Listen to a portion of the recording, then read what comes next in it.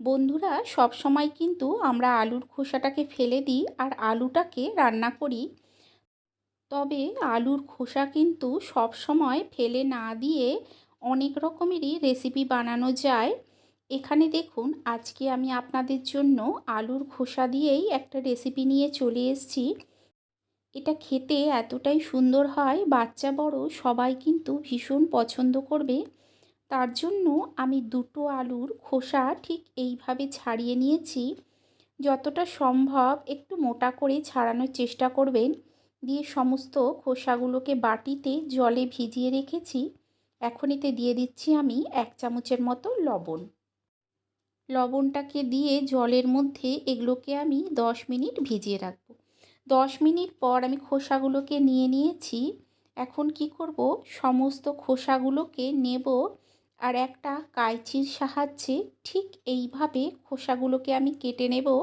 আপনারা যদি মনে করেন এটা ছুরির সাহায্যে কিংবা বটির সাহায্যে কেটে নেবেন, তাও কেটে নিতে পারেন।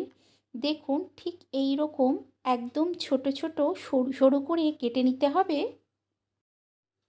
আপনারা যদি এইভাবে আলুর খোসা বানিয়ে খেয়েছেন, তাহলে বেশিরভাগ সময়তেই কিন্তু আলুর খোসা আর ফেলে দেবেন না। ঠিক এইভাবে বানিয়ে খাবেন, খেয়ে বুঝতে পারবেন যে কতটা সুন্দর হয় খেতে।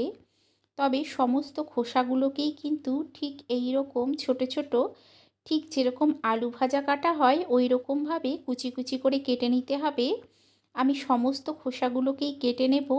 লবণ জলে কিছুক্ষণ ভিজিয়ে রাখলে কি হয়, খোসাগুলোর ভিতরে লবণটা সুন্দরভাবে ঢুকে যায়। দেখুন, সমস্ত আলুর খোসাগুলোকে আমি একই রকমভাবে কেটে এখানে নিয়ে নিয়েছি গোবিন্দভোগ চাল। এটাকে আমি সারা রাত ভিজিয়ে রেখেছিলাম। গোবিন্দভোগ চাল না থাকলে আতপ চাল নিলেও হবে। দেখুন, চালটা ভালো মতো ভিজে গেছে।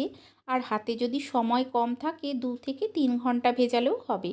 এখানে দেখুন, একটা মিক্সির জারের মধ্যে আমি সমস্ত চালটাকে নিয়ে নিচ্ছি।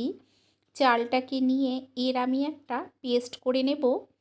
পেস্টটা করে নিয়ে এখানে দেখুন, আমি সমস্ত আলুর খোসাগুলোকে নিয়ে নিয়েছি। এখন কি করব, বাটিতে এই পেস্টটাকে নিয়েছি। পেস্টটা কিন্তু একদম মিহি করবেন না, ঠিক যেরকম সুজির দানা থাকে ওই রকম যেন দানা থাকে, এইভাবে পেস্টটা করে নিতে হবে। এখন এই পেস্টের মধ্যে দিয়ে দিচ্ছি 1.5 চামচের মতো বেসন। আর এর সঙ্গে দিয়ে দিচ্ছি স্বাদ অনুযায়ী লবণ, আর দিয়ে দেব হলুদ, সঙ্গে দিয়ে দেব লঙ্কার গুঁড়ো। তবে ঝালটা আপনারা আপনাদের স্বাদ অনুযায়ী দেবেন। দিয়ে দেখুন, আমি একটুও জল দিইনি, কিন্তু এটাকে ভালো করে মিশিয়ে নেব। একদম জল দেওয়ার প্রয়োজন নেই, এটা কিন্তু এই রকম শক্ত অবস্থাতেই মিশিয়ে নিতে হবে। জল দিলে এটা একদম পাতলা হয়ে যাবে। দেখুন, এটা কতটা শক্ত মনে হচ্ছে, ঠিক এই রকমই হবে। এইভাবে কিছুক্ষণ এটাকে দেখুন আমি ভালো করে মিশিয়ে নিচ্ছি। চামচ দিয়ে মেশাতে অসুবিধে হলে আপনারা হাতের সাহায্যেও মিশিয়ে নিতে পারেন। এখন এর মধ্যে দিয়ে দিচ্ছি দেখুন সমস্ত ভিজিয়ে রাখা আলুর খোসাগুলো। আলুর খোসাগুলো দিয়ে যখন এটাকে খুব ভালো করে মিশিয়ে নেব, তখন দেখবেন এটা নিজের থেকেই অনেকটা নরম হয়ে গেছে। যদি আগের থেকে জল দেওয়া হয় তাহলে কিন্তু এটা একদম পাতলা হয়ে যাবে। যেহেতু আলুর খোসাগুলো লবণ জলে ভেজানো ছিল, সেই জন্য যতটা সম্ভব পেস্টটা শক্ত করে মাখার চেষ্টা করবেন। দেখুন, আলুর খোসার সঙ্গে মাখতে মাখতেই কিন্তু অনেকটা নরম হয়ে গেছে। এটাকে সাইডে রেখে এখানে দেখুন আমি বসিয়ে দিয়েছি একটা প্যান। এতে দিয়ে দিলাম কিছুটা সাদা তেল। তেলটা গরম হয়ে গেলে ব্যাটারটার থেকে নিয়ে বড়ার আকারে ঠিক এইভাবে দিয়ে দিতে হবে। সমস্ত বড়াগুলোকেই আমি একেবারে দিয়ে নেব। যেহেতু পাত্রটা বড়, তাই সবগুলো একেবারেই দিয়ে নিলাম। যদি পাত্রটা ছোট হয় সেক্ষেত্রে আপনারা অল্প অল্প করে তৈরি করে নেবেন। আপনাদের যদি এই রেসিপিটা ভালো লেগে থাকে, লাইক করে দেবেন, শেয়ার করে দেবেন, কমেন্ট করে জানাবেন যে কেমন লাগলো। আর চ্যানেলটাকে অবশ্যই সাবস্ক্রাইব করে দিয়ে পাশে থাকা বেল আইকনটা প্রেস করে দেবেন, যাতে নতুন কোনো ভিডিও দিলেই সবার আগে আপনার কাছে পৌঁছে যায়। আর যদি ফেসবুক থেকে দেখেন তাহলে চ্যানেলটাকে অবশ্যই ফলো করে নেবেন। গ্যাসের ফ্লেমটাকে লো টু মিডিয়ামে রেখে এগুলোকে তৈরি করে নিতে হবে।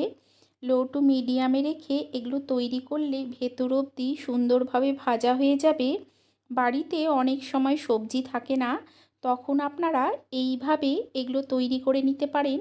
গরম ডাল ভাতের সঙ্গে খেতে কিন্তু ভীষণ ভালো লাগে, এমনকি শুধু খেতেও ভীষণ ভালো লাগে।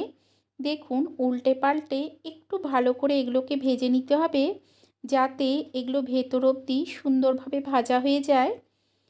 উল্টে পাল্টে সব বড়াগুলোকে ভেজে নিয়েছি। আপনারা অবশ্যই একবার এইভাবে বানিয়ে খাবেন, আশা করছি আপনাদেরও ভালো লাগবে। তাহলে চলুন, আপনাদের সঙ্গে দেখা হচ্ছে আরও একটা নতুন ভিডিও নিয়ে।